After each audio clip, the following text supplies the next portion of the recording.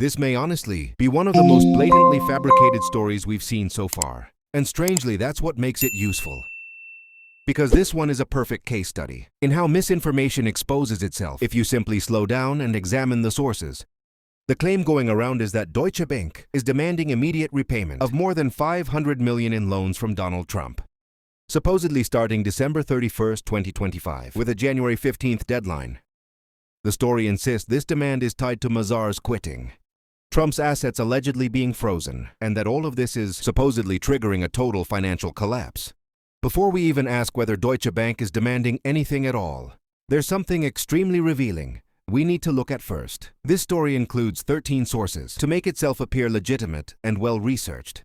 But when you actually examine those sources, a massive red flag jumps out immediately. Sources 1 through 8, which is more than half the list, are about student loan forgiveness, wage garnishment, and federal student loan programs. Let me repeat that clearly.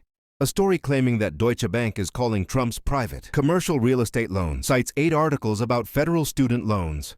Those two things are completely unrelated.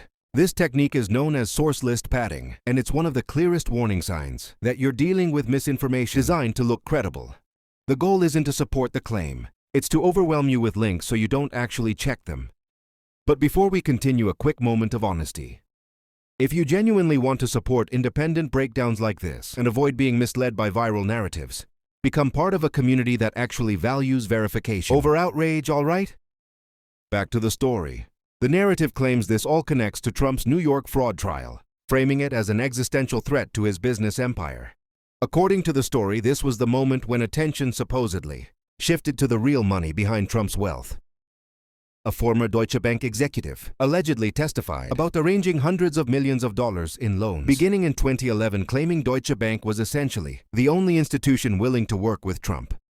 That part, the historical relationship, is real. Deutsche Bank did finance Trump projects in Florida, Chicago, Washington, D.C., and New York when many other banks wouldn't.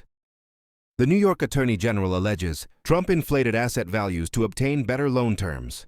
All of that has been documented. But here's where the story starts, mixing facts with fiction. Yes, Deutsche Bank's relationship with Trump goes back decades. Yes, it began in the 1990s with 40 Wall Street, yes. There was a major conflict over the Chicago loan during the 2008 financial crisis, where Trump actually sued the bank, yes. Deutsche Bank renegotiated, but later decided they didn't want to continue working with him long-term. That history is real, and it's exactly why the new claim should immediately raise skepticism. If Deutsche Bank truly decided years ago to wind down its relationship with Trump, why would it suddenly, quietly and without any reporting, demand immediate repayment of hundreds of millions of dollars at the end of 2025? This brings us back to the source manipulation. Why would someone pad a source list with irrelevant material? Because they're betting you won't check. They want you to see 13 sources and think, wow, this must be solid. You might click 1 or 2. See a recognizable outlet like CNBC or the Washington Post and assume the rest support the claim. Even though they don't, this is psychological misdirection. The quantity of sources creates the illusion of credibility, even when the sources themselves are unrelated. Once you learn to spot this pattern, fake stories become much easier to identify.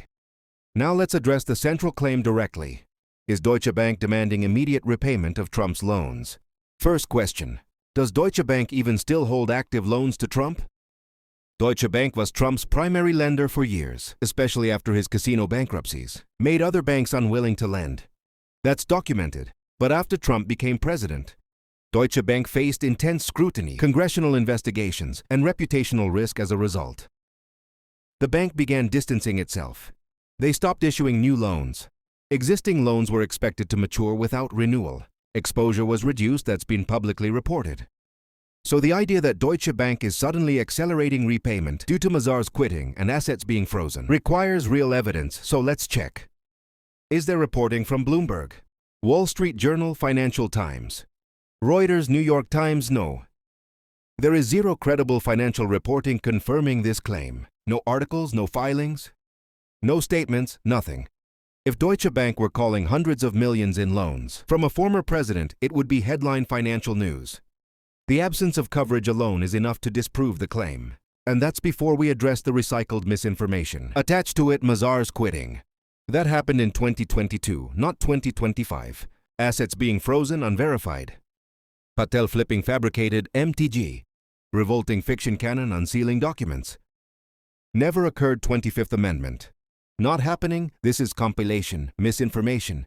Stitching together multiple debunked stories into one dramatic collapse narrative. Let's go deeper into the source list manipulation, because this is a critical media literacy lesson.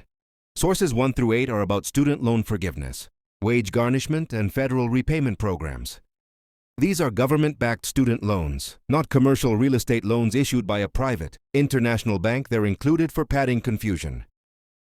CEO manipulation and deflection.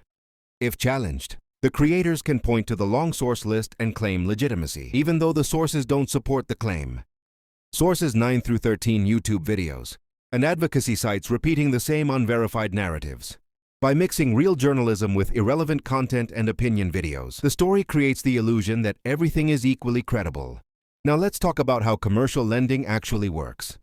Banks don't just randomly call loans. Loan agreements contain specific acceleration clauses that require defined triggering events, defaults, covenant violations, bankruptcy, or collapse in collateral value. Mazars resigning as an accounting firm, especially years ago, doesn't automatically trigger loan acceleration. Legal judgments don't automatically trigger acceleration either, unless explicitly defined in the contract. Even when risk increases, banks typically negotiate. They want interest payments, not forced liquidation. If Deutsche Bank were accelerating loans, there would be legal filings, negotiation statements from attorneys, and extensive financial coverage.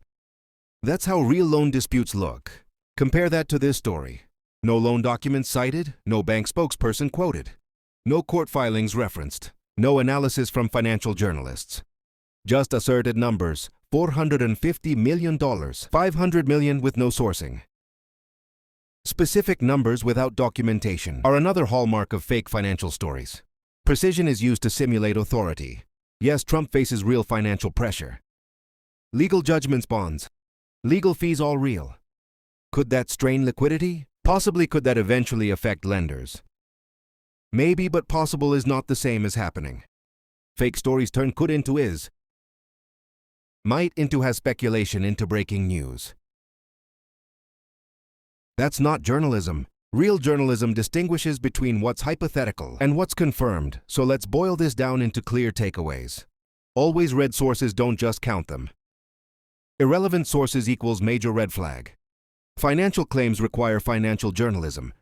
Banks don't quietly call massive loans. Compilation narratives signal misinformation. Mixing real background with fake updates is intentional. Emotional satisfaction should increase skepticism. Major stories require multi-source confirmation. Possibility does not equal reality. Repeated false collapse stories destroy credibility.